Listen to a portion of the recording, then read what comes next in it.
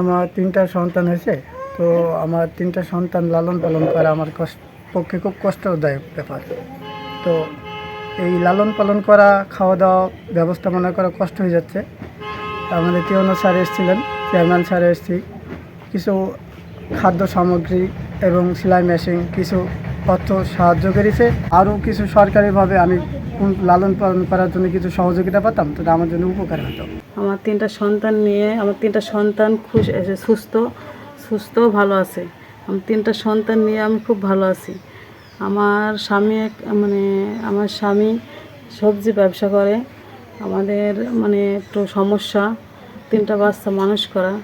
সরকারের কাছে আবেদন করছিলাম, তার একটা সেলাই মেশিন দুধের গুঁড়া দিয়ে গেছে আজকে। তাদের কাছে সরকারের লোকদের কাছে আমার অনেক ধন্যবাদ। আশা করি আমাদের পরিষদেতে যে যে সুযোগ সুবিধা থাকে, স্যার আমাদের আছে।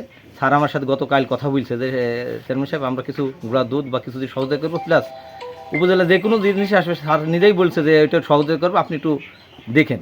রায়পুর ইউনিয়নের হারিয়াদহ এলাকায় আমরা জানতে পেরেছি এক মা, তার 3টি শিশু একসাথে ভূমিষ্ঠ হয়েছে। তো তাদের আর্থিক সক্ষমতা বিবেচনায় তাদের সাহায্যের প্রয়োজনে আমরা উপজেলা প্রশাসন থেকে জানতে পেরে আজকে তাদের জন্য, তাদের এই পরিবারের জন্য বাবুদের জন্য আমরা কিছু শিশু খাদ্য নিয়ে এসেছি। এবং মা যেহেতু কর্মক্ষম আছেন, তাকে তার কর্মের জায়গা বিবেচনা করে আমরা একটি সেলাই মেশিন দিয়েছি।